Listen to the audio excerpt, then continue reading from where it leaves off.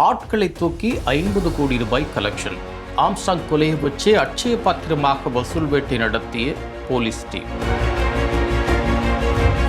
என்கவுண்டருக்கு முன்னாடி கக்கிய ரகசியங்கள். திருவேங்கடம் கொடுத்த லிஸ்ட்டை வச்சு தொழிலதிபர்களை மிரட்டின இன்ஸ்பெக்டர். 2 IPS அதிகாரிகள் மீது பாயும் சட்ட நடவடிக்கை. லாக்கப்பில் இன்ஸ்பெக்டர் புகாரி போட்டுக் கொடுத்த அந்த பெரிய தலைகள் யார்? ராகுல் காந்தியை மிரள வைத்த 25 நிமிட உரையாடல். புதுச்சேரி காங்கிரஸை மாற்றப்போகும் அந்த மெகா பிளான் என்ன? டாக்டர் ராமதாஸ் குடும்ப உறவுக்கு வரப்போகும் புது பதவி. புதுச்சேரி மாநில காங்கிரஸ் தலைவராகிறாரா அந்த நபர்? இந்த அனைத்து விஷயங்களையும் தான் இன்னைக்கு நம்ம மிஸ்டர் நிறையால பார்க்க போறோம். வணக்கம், இது INT வயா.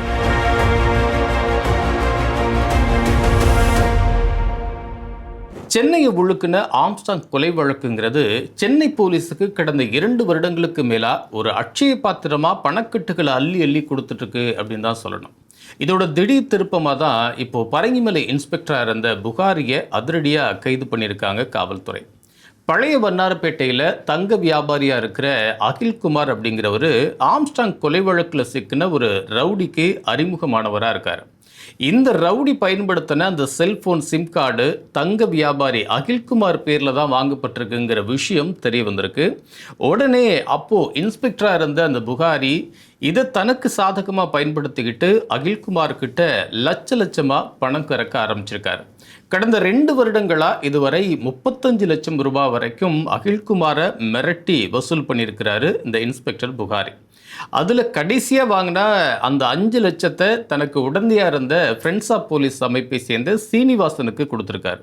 தொடர்ந்து இன்ஸ்பெக்டர் புகாரியோட இந்த தொந்தரவு தாங்க முடியாமல் சமீபத்தில் சென்னை மாநகர போலீஸ் ஆணையர் அமல்ராஜை சந்தித்து நடந்த விஷயங்கள் அனைத்தையும் சொல்லி புகார் கொடுத்துருக்கிறாரு அகில்குமார். இந்த புகாரை பூக்கடை துணை ஆணையர் கோபிக்கு ஃபார்வர்ட் பண்ணி அகில்குமாரோட புகாரில் இருக்கிற அந்த உண்மைத்தன்மையை ஆராயுங்க அப்படின்னு உத்தரவிடுறாரு கமிஷனர் அமல்ராஜ்.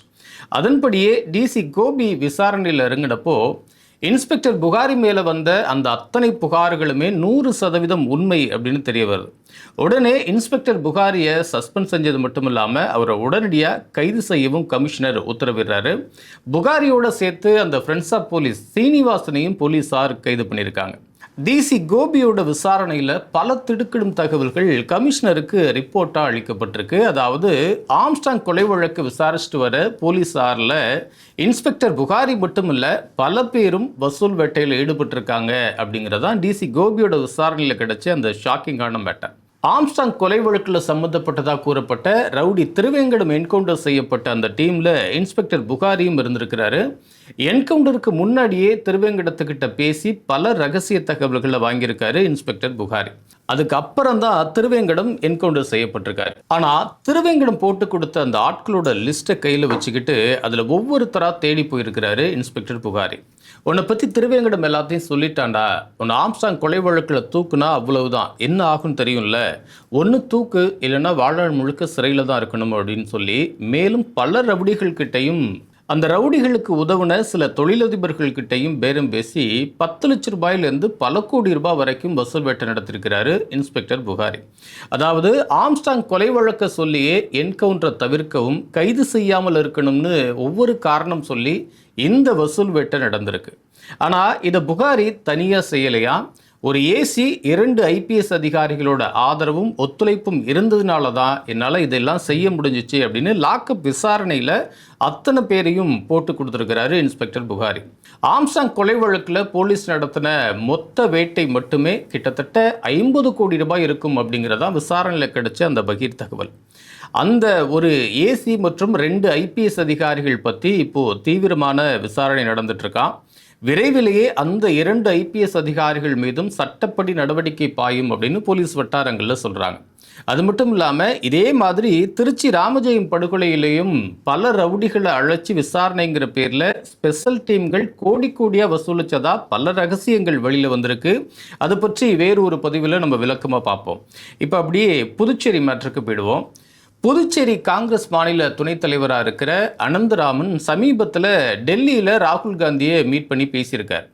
பொதுவாக புதுச்சேரி காங்கிரஸ்னாலே யாரையுமே பார்க்க விரும்பாத ராகுல் காந்தி ரொம்பவே ஆச்சரியப்படுற மாதிரி அனந்தராமன் கிட்ட 25 நிமிடங்களுக்கு மேலே பேசியிருக்கார். அதுக்கு காரணம் அனந்தராமன் ராகுல் கிட்ட சொன்ன அந்த ஆழமான அரசியல் தானா. இப்போ புதுச்சேரி காங்கிரஸ் தலைவராக இருக்கிற வைத்தியலிங்கத்துக்கு 75 வயதாகுது. ஏற்கனவே மாநில தலைவராக இருந்த நாராயணசாமிக்கு இப்போ 80 வயதாகுது. இதுவரைக்கும் புதுச்சேரி காங்கிரஸுக்கு மாநில தலைவராக இருந்தவங்களோட சராசரி வயசே 65க்கு மேலே தான் இருக்குது. தமிழ்நாட்டில் மாணிக்கம் தாகூர் மாதிரி புதுச்சேரியிலையும் 50 வயதை ஒட்டின ஒரு இளைஞரை மாநில தலைவராக போடணும் அப்படின்னு பேசியிருக்கார். அது மட்டும் இல்லாமல் காங்கிரஸ் கவனிக்க மறந்துட்ட சில முக்கியமான அரசியல் கேப் பற்றியும் ரொம்ப விளக்கமாக சொல்லியிருக்கார். நம்ம தலித் மற்றும் சிறுபான்மையினர் ஓட்டுகளை மட்டுமே குறி வச்சு அரசியல் செஞ்சிட்ருக்கோம். அதனால தான் பெரும்பான்மையாக இருக்கிற ஓபிசி மக்களை குறி வச்சு பிஜேபி தொடர்ந்து ஜெயிச்சிக்கிட்டே இருக்குது. நம்ம சாதி ரீதியாக ஓபிசிகளை கண்டுக்கலை, மத ரீதியாக இந்துக்களை கண்டுக்கலை அப்படிங்கிற குறை காங்கிரஸ் மேலே மக்களுக்கு தொடர்ந்து இருந்துகிட்ருக்கு. ஸோ இனிமேல் நாம் ஓபிசியை நோக்கி அரசியல் செய்யணும், புதுச்சேரி தலைவரையும் ஓபிசி சமூகத்திலேருந்து நியமிக்கணும் அப்படின்னு ராகுல் கிட்ட அனந்தராமன் அக்கு வேற ஆணி வேற ஆழமாக பேசியிருக்காரு. இதை கேட்ட ராகுல் காந்தி சரி பார்க்கலாம் அப்படின்னு சொல்லி அனுப்பிச்சு வச்சிருக்காரு. இந்த அனந்தராமன் வேற யாரும் இல்லை, பாமக நிறுவனர் டாக்டர் ராமதாஸோட மனைவி சரஸ்வதியோட அண்ணன் பையன்தான் இந்த அனந்தராமன். வன்னிய சமுதாயத்தை சேர்ந்த அனந்தராமன் ஓபிசி மக்களை திருப்திப்படுத்துகிற வகையில் தன்னை புதுச்சேரி மாநில காங்கிரஸ் தலைவராக நியமிக்கணும் அப்படின்னும், அப்படி நியமிக்கப்பட்டா புதுச்சேரியில் காங்கிரஸை ஆட்சி கட்டில் உட்கார வைப்பேன் அப்படின்னு ராகுல் கிட்ட ப்ராமிஸ் பண்ணியிருக்காராம். புதுச்சேரி காங்கிரஸ்னாலே கடுப்பாகிற ராகுல் காந்தி இப்போ அனந்தராமனோட இந்த ஆழமான விளக்கத்தை கேட்டுட்டு அவரையே புதுச்சேரி காங்கிரஸ் தலைவராக நியமிக்கலாம் அப்படிங்கிற முடிவில் இருக்கிறதா சொல்கிறாங்க. விரைவிலேயே துடிப்பான ஒரு நடுத்தர வயது கொண்ட ஓபிசி சமுதாயமான வன்னிய சமுதாயத்தை சேர்ந்த அனந்தராமன் புதுச்சேரி மாநில காங்கிரஸ் தலைவரானால் ஆச்சரியப்படுறதுக்கு இல்லை அப்படின்னு சொல்கிறாங்க.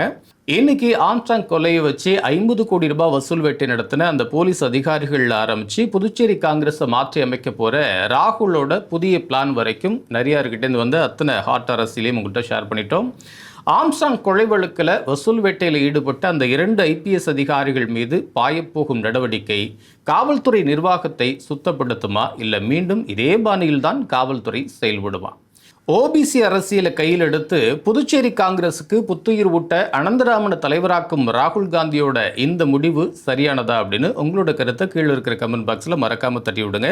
இதே மாதிரி உடனுக்குடனான காரசாரமான அரசியல் தகவல்களை தெரிஞ்சுக்க நம்ம INT Wire சேனலை சப்ஸ்கிரைப் பண்ணிக்கங்க.